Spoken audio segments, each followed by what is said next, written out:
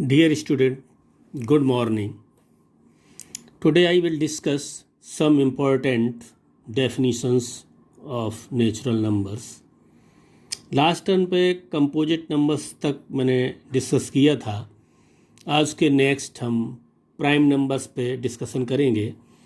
Prime numbers को capital P से denote करते हैं. अ number which is not divisible by any natural number except unity and itself is known as prime numbers.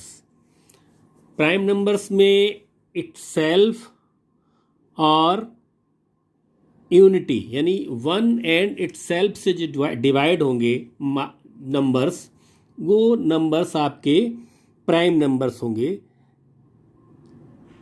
2, 3, 5, 2 divided by only 1 and 2, 3 divided by only divisible by 1 and 3, 5 is divisible by 1 and 5 and so on. So prime numbers is not divisible by any natural number except unity and itself.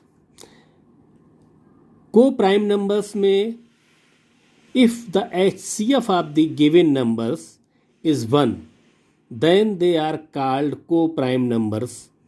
Suppose that 4 and 9, 4 के factor करें, 9 के factor करें और इसका HCF यदि लें तो co-prime numbers के अकॉर्डिंग इसकी जो HCF आएगी वैल्यू वो आएगी 1. तो ऐसे जितने भी नंबर्स होंगे जिनकी HCF 1 आएगी वो सभी को-प्राइम्स होंगे. Any two consecutive numbers will always be co-prime. जितने भी consecutive numbers हैं जैसे 2, 3, 3, 4, 4, 5, 5, 6, 7, 8, ये जितने भी consecutive numbers हैं ये सभी co-prime numbers हैं.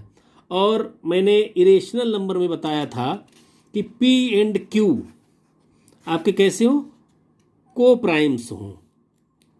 अभी आपको आगे इसमें रेशनल नंबर पे हम अभी डिस्कशन करेंगे.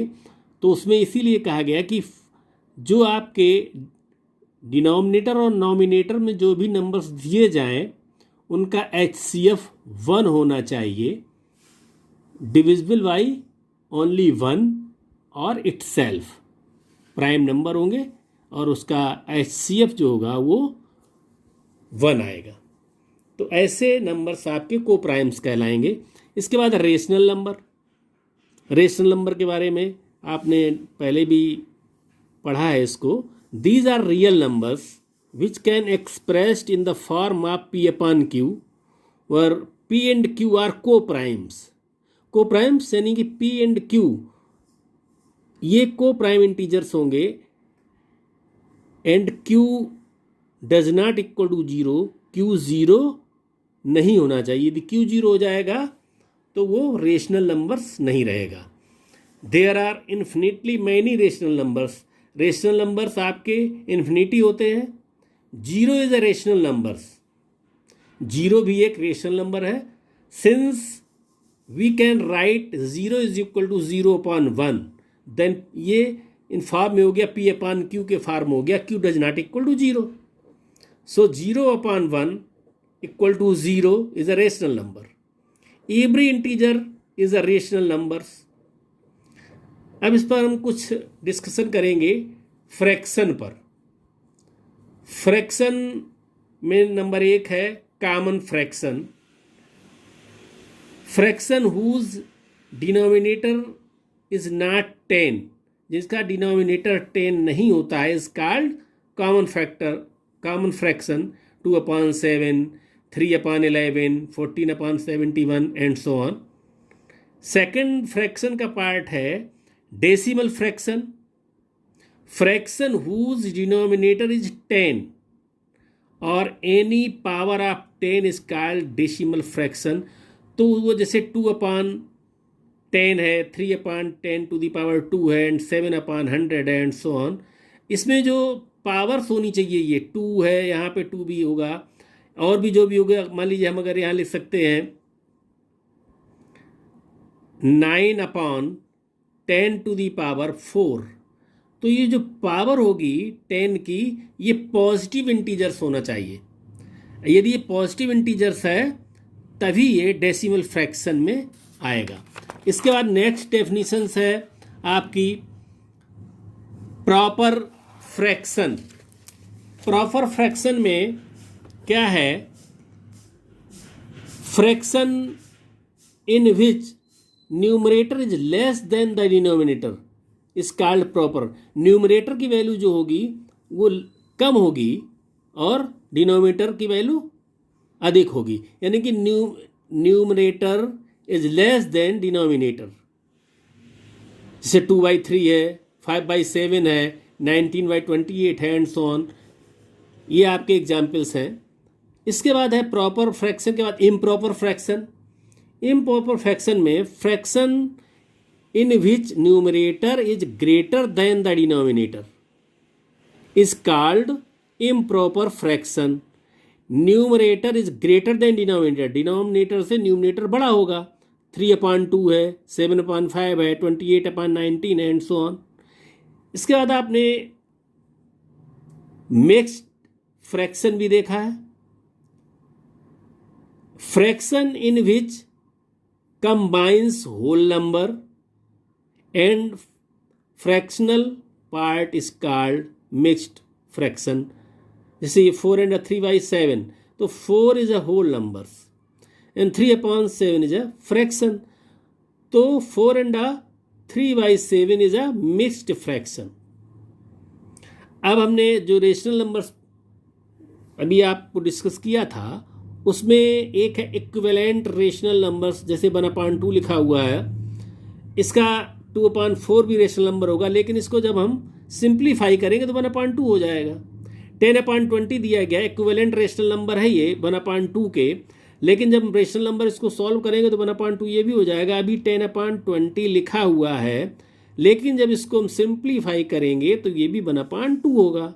25/50 ये भी 1/2 के इक्विवेलेंट है।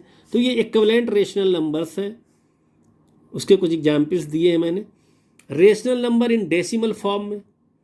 अब रेशनल नंबर जो डेसिमल फॉर्म्स में होते हैं, जैसे आपने ये लिखा हुआ है 0.75, यानी कि हमने जब इसको डिवाइड किया है तो इसमें जो रिमेनिंग पार्ट्स आएगा वो आपका रिमाइंडर आएगा, वो 0 आएगा। जब 0 आ जाएगा तो ये हो जाएगा टर्मिनेटिंग डेसिमल आ जाएगा। 0.75 माइनस 0.20 एंड 33/50 ये टर्मिनेटिंग डेसिमल होंगे, ये रेशनल नंबर्स में। नॉन टर्मिनेटिंग रिपीटिंग जिनको रिकरिंग डेसिमल कहेंगे, जैसे मैंने 2/3 लिखा, तो 2/3 इज अ रेशनल नंबर। अगर इसको डिवाइड करेंगे हम तो 2 को जब 3 से डिवाइड करेंगे तो 0.6666, आप इसको कितनी ही बार डिवाइड करेंगे लेकिन वो 0.666 ऐसा रहेगा। रिमाइंडर जो उसका आएगा वो कभी भी 0 नहीं होगा।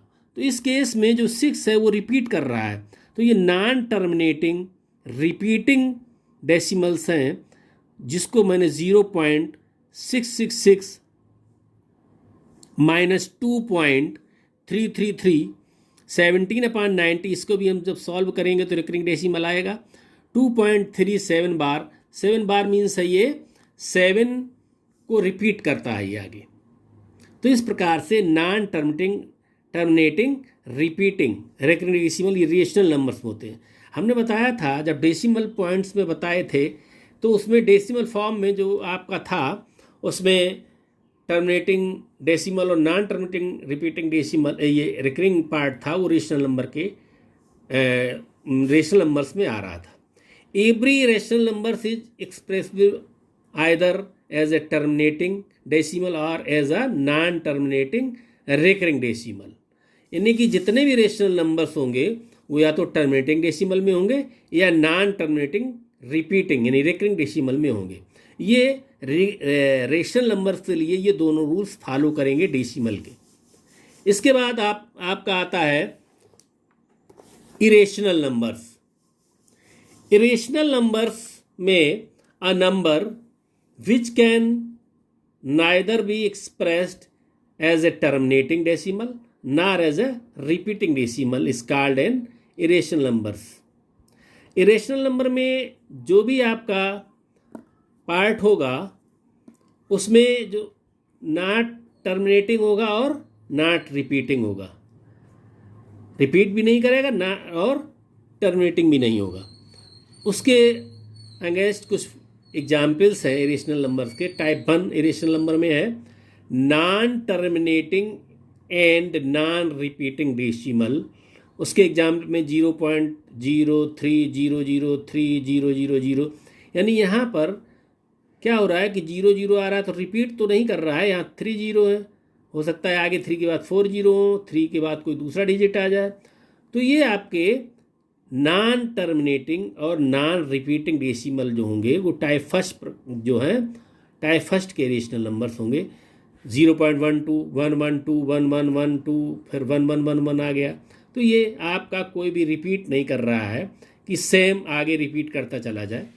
0.54544554 ये भी अलग है। तो इस प्रकार से जितने भी non terminating and non repeating decimal होंगे वो सभी इरेशनल नंबर्स होंगे।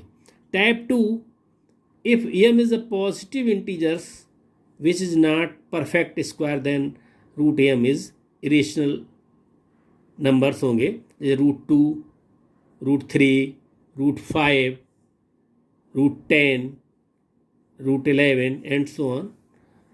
जो परफेक्ट स्क्वायर नहीं है वो सभी इरेशनल नंबर्स होंगे। Type 3, if m is a positive integers which is not a perfect cube then cube root m is irrational. cube root 2, cube root 5, cube root 6 and so on, जितने भी cube roots होंगे वो सभी irrational numbers होंगे। The numbers पाई आपने सुना होगा, area of circle में भी पाई है। तो उस पाई की जो वैल्यू होती है, pi is a number which exact value is not 22/7, so pi is a irrational number. Pi को आप रेशनल नहीं कहेंगे क्योंकि 22/7 ये एग्जैक्ट वैल्यू उसकी नहीं है, और जब इसकी वैल्यू आप निकालते हैं तो 3.141617 इस टाइप की आती है, वो रिपीट नहीं कर रहा होता है। तो ऐसी जो वैल्यू होगी, जो पाई की वैल्यू है, वो भी आपकी ना तो रिपीटिंग है ना आपकी टर्मिनेटिंग है। So pi is a rational numbers. Okay, अब सम इम्पॉर्टेंट रिजल्ट्स जो हैं इरेशनल नंबर्स पर वो आपके देखेंगे। An important result, if a and b are two distinct positive rational numbers, अगर 2 ए और बी आपके रेशनल नंबर्स पॉजिटिव इंटीजर्स दिए गए हैं, ए और बी 2 पॉजिटिव नंबर्स हैं, तो a + b/2 is a rational number lying between a and b। यानी a and b mid point पर a + b/2 भी इज ए रेशनल नंबर होगा। ये a + b/2 is a rational number lying between a and b। a और b के बीच में a + b/2 ये भी एक रेशनल नंबर होगा। देन सेकेंड रिजल्ट क्या है कि √AB is an irrational number lying between a and b। If अगर आपको a और b के बीच में रेशनल नंबर निकालना है तो a + b/2 होगा, और अगर आपको इरेशनल नंबर निकालना है तो √AB ये आपका इरेशनल नंबर होगा। And a is rational and √B is irrational, क्योंकि जितने भी आपके ये सेकंड टाइप में मैंने बताया था कि परफेक्ट स्क्वायर जो नहीं है वो सभी इरेशनल होते, तो √B इज इरेशनल। अब अगर a + √B लिखा जाएगा तो ये a + √B भी इरेशनल होगा, a - √B इरेशनल होगा, a × √B ये भी इरेशनल होगा, एंड a/√B इज इरेशनल।